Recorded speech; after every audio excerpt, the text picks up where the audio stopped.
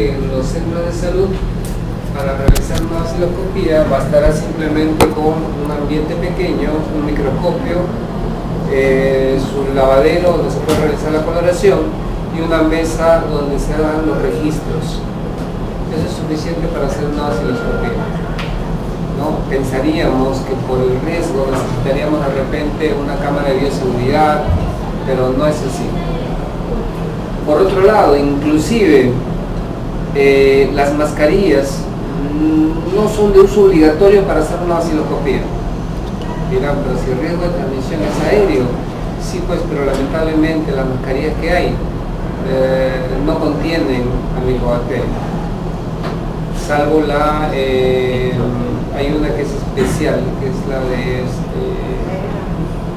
la N, la que la distribuye 3M.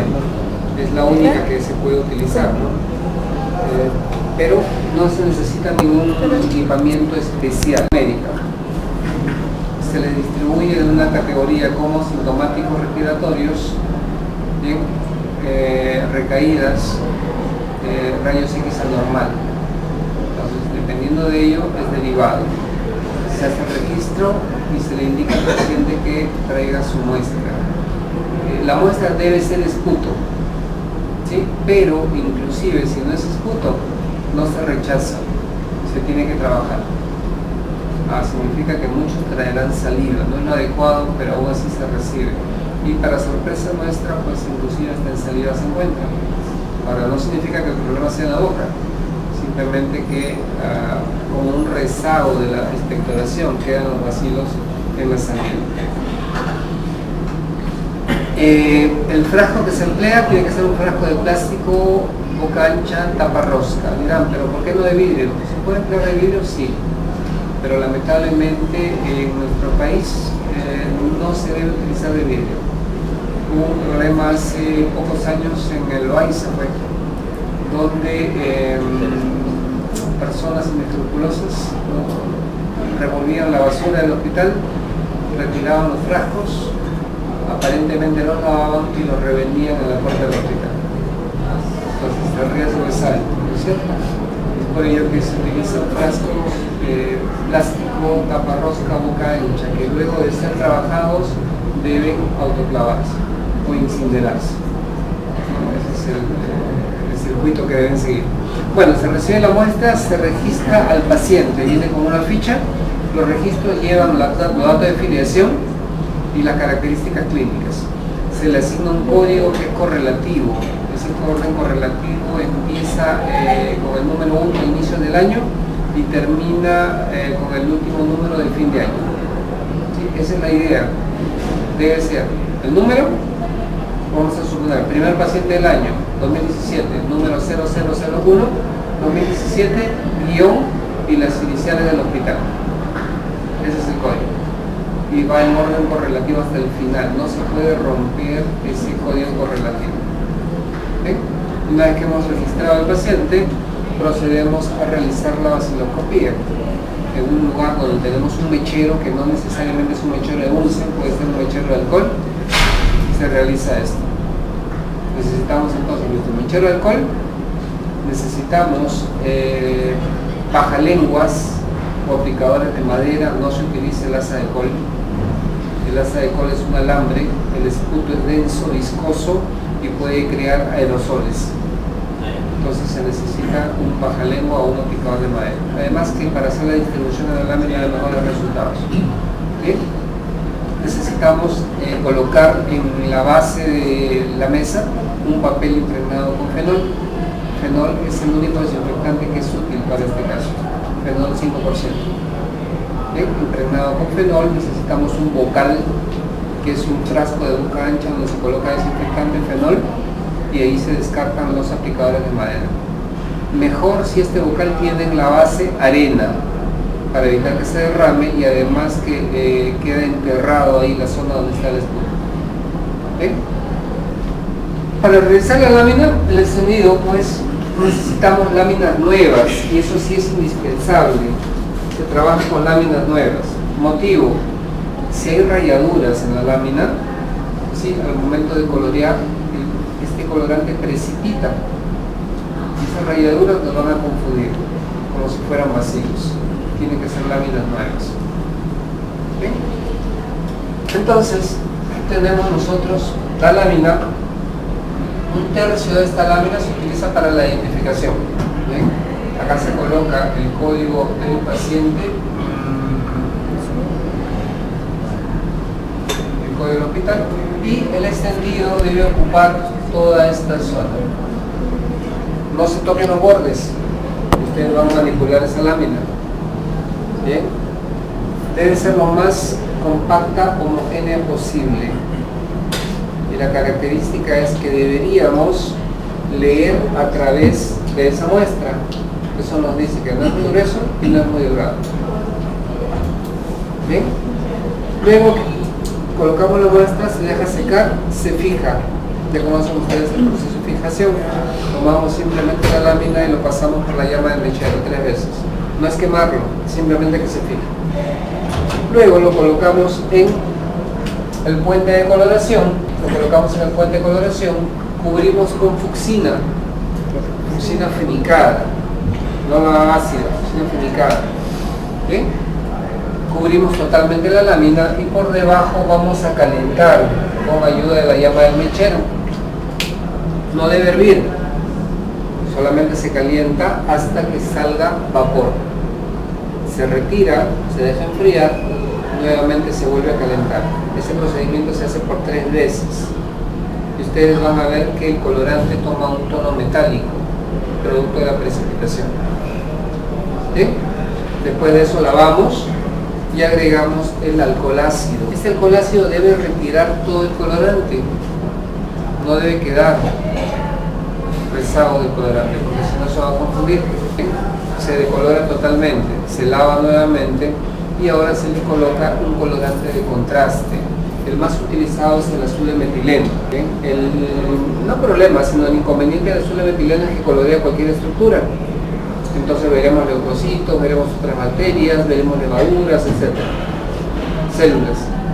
Algunos prefieren utilizar un contraste que no tiña estructuras, como por ejemplo el ácido pícrico, ¿no? El verde de malaquita, que le da color de fondo, pero no tiñe estructuras.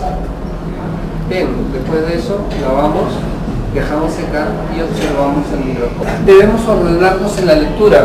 Si esta es la lámina, empezamos en un extremo y continuamos con la lectura hasta completar el número de campos. Debemos seguir un orden, no podemos repetir. Recuerden que vamos a cuantificar y de acuerdo a eso vamos a reportar. ¿Bien? Si no encontramos bacilos, se informará cómo no se observan bacilos alcohol ácido resistentes. Ese sería el reporte. Ahora, la idea es, si se observa, será positivo. Recuerden que habíamos visto que para que sea positivo debe tener 9 o más. ¿Sí? Menor de eso, tendríamos que ampliar ya no 100 campos, sino 200. Y si continúa igual, otra lámina. Bien, y a eso se le conoce, cuando es menor de 9, como pausibacilar. Es un pausibacilar. Muy bien, encontramos. Ahora tenemos que cuantificar. Habíamos indicado que para que sea una cruz tiene que tener en promedio menos de 1 por campo en 100 campos, ¿no es cierto? En 100 campos. Eso es lo que habíamos mencionado. Para que sea una cruz. Para que sea 2 cruces tendrá que ser de 1 a 10 por campo, pero en 50 campos. Para que sea 3 cruces tendrá que ser más de 10 por campo en 20 campos. Así se hace la lectura. ¿Qué tan complicado puede ser? Inicialmente, pues tenemos que palotear. Bien, vamos a ir de acuerdo al orden, cuántos vamos encontrando por campo. Y seguimos. La idea sería esta. Empiezo a contar. En el primer campo, por ejemplo, encuentro 1, en el segundo 2, en el tercero 1, en el otro no encuentro. Llego a los 20 campos, me detengo, hago mi promedio. Con ese promedio, ¿dónde estoy ubicado? Si es que ya llegué a este, ahí me quedo. Y se forma como 3 cruces. ¿Me entienden? La idea. Empiezo a contar por campo. Si al llegar a los 20 campos hago mi promedio y en promedio estoy en más de 10, ahí me quedé, forma como 3 cruces. Si no alcancé este promedio, sigo contando. Llego a los 50 campos, me detengo, hago el promedio. Estoy en este rango de lectura, aquí me quedo, no cruces.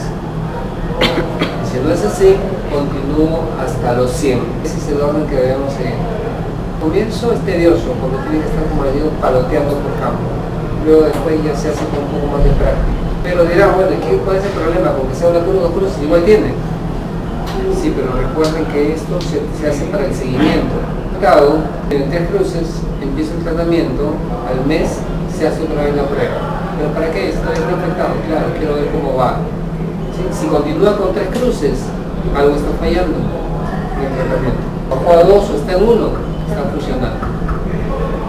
El siguiente mes nuevamente su control. Debe seguir en 1 o de repente negativizarse. Pero si aumentó, algo está fallando. Esa es la idea de cuantificar esto. ¿Problemas? Sí. Parece bastante sencillo, pero hay problemas. 1, la lámina, ya les dije, tiene que ser nueva. 2, el colorante puede precipitar. Y si precipita el colorante se puede confundir. Entonces la recomendación es que el colorante se filtre antes de empezar a colorear. Todos los días. ¿Preguntas? Doctor, ¿y cómo vamos a filtrar el colorante? ¿Cómo, peor? ¿Cómo lo filtramos? ¿Cómo lo filtras? Papel de filtro. Simplemente a través del papel de filtro. Ahora dirán, bueno, pues me equivoqué por una cruz, ¿cierto? ¿Cuál es el problema? Me equivoqué por una cruz. Es obligatorio que todas las láminas se guarden. Todas las láminas se guardan. Pero tengo 100 diarias. Todas las láminas se guardan.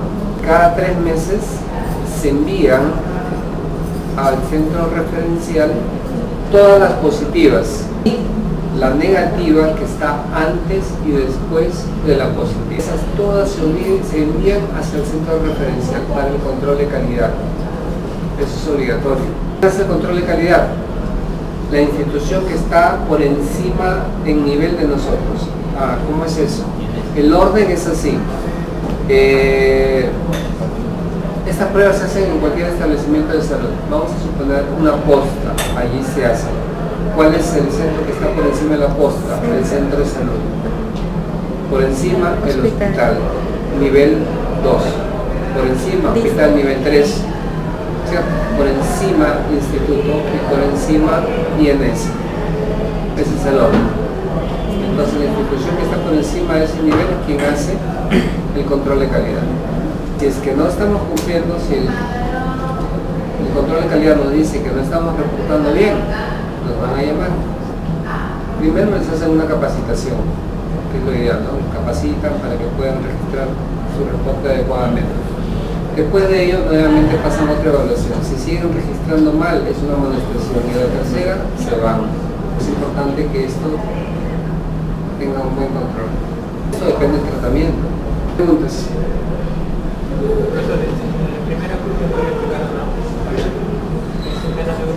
Menos de 1 por campo.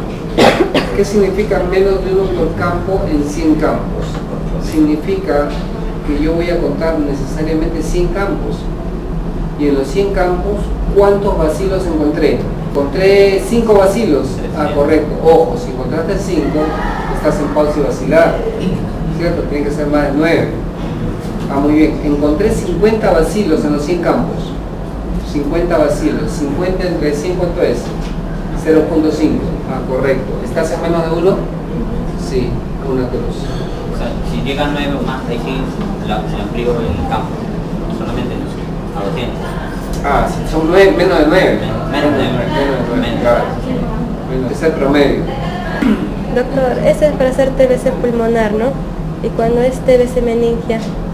En cualquier tuberculosis extrapulmonar, ¿sí? Allí no se aplica esto, no se aplica esto. Este es para tuberculosis pulmonar. Tuberculosis extrapulmonar, basta con que encuentres que lo informes. Pero recuerda que en caso de extrapulmonar necesariamente va a cultivo. A la par con bacilo. Claro, necesariamente. ¿Por qué? Vamos a suponer que en una tuberculosis, a ver, estás sospechando de una tuberculosis renal, muestra de orina, centrifugas, sedimento, extendidos, coloreas, observas y encuentras 2 bacilos. Ah, bueno, 2 bacilos ya se informan. Reportas, observaron 2 bacilos de alcohol ácido resistentes. Tratamiento, sí, pero va a cultivo. Pasa el cultivo y fue negativo para Mycobacterium tuberculosis. ¿Qué pasó? ¿Hiciste mal? No necesariamente. Está bien. Lo que sucede es, por ejemplo, en el esmegma hay un tipo de Mycobacterium, Mycobacterium esmegmático, ¿ves? Que puede falsear un resultado. O sea, tú no te equivocaste, tú informaste que encontraste bacilos alcohol ácido resistentes. Tú no has dicho que es tuberculosis. Más específicos. Claro, tú no has dicho que es tuberculosis, tú le has dicho simplemente que has encontrado bacilos alcohol ácido resistentes. Y el cultivo es quien lo confirma. Por eso que toda muestra extrapulmonar tiene que ir a cultivo. Para el cultivo, doctor, ¿sí utilizas una cabina como de bioseguridad? Ah, sí, cultivo no se hace ahora, sí, cultivo no se hace en cualquier establecimiento. No, cultivo tiene que ir a un hospital de nivel 3, ¿no? Donde se necesita una campana de bioseguridad. Doctor, ¿y actualmente hasta qué etapa están los multidrogos resistentes? ¿A qué te refieres? ¿A qué etapa? Porque cuando yo estaba estudiando en el instituto era, creo que es etapa 2. ¿Cómo etapa 2? Cuando se hacen el tratamiento. Ah, no, te refieres a la línea de... A la línea. Bueno, ahora la multidrogo resistente lamentablemente se ha hecho, así como su nombre lo dice. Ninguna de las de los fármacos en este momento está siendo efectiva. Lamentablemente. A pesar de que se hacen asociaciones, por eso que ha surgido ahora la extremadamente resistente. Extremada ya. Pero sí es un problema. Y el riesgo es la diseminación. ¿Qué vamos a hacer hoy día? Bueno, la idea es esta. Van a observar láminas, ¿sí? Láminas de baciloscopía. Primero reconozcan el bacilo. Como les dije, parece sencillo. Ah, bueno, veo algo rojito y ese es mi bacilo. Se van a equivocar. Mycobacterium es pleomórfico, muy pleomórfico, y pueden haber artefactos del precipitado o de la lámina que nos podrían confundir. Bien, entonces es importante que lo reconozcan. No les voy a pedir que lo cuantifiquen, porque todavía no tienen la práctica, pero sí que lo reconozcan. Me dirán, ¿qué tan importante es? Ah, correcto, señores, ustedes se van a ir a hacer su serum, ¿sí? Y su serum no lo hacen en Lima, lo hacen en provincias, y van a llegar ustedes a ese establecimiento y van a ser a veces los únicos. Y ustedes se van a encargar del programa de tuberculosis. Y sería triste que vayan ustedes como responsables y ni siquiera conozcan el bacilo. Eso no es cierto. Entonces tienen la oportunidad de conocerlo hoy día. ¿Sí? Esa es la idea. Bien, toman una lámina, tienen microscopios, por favor observen.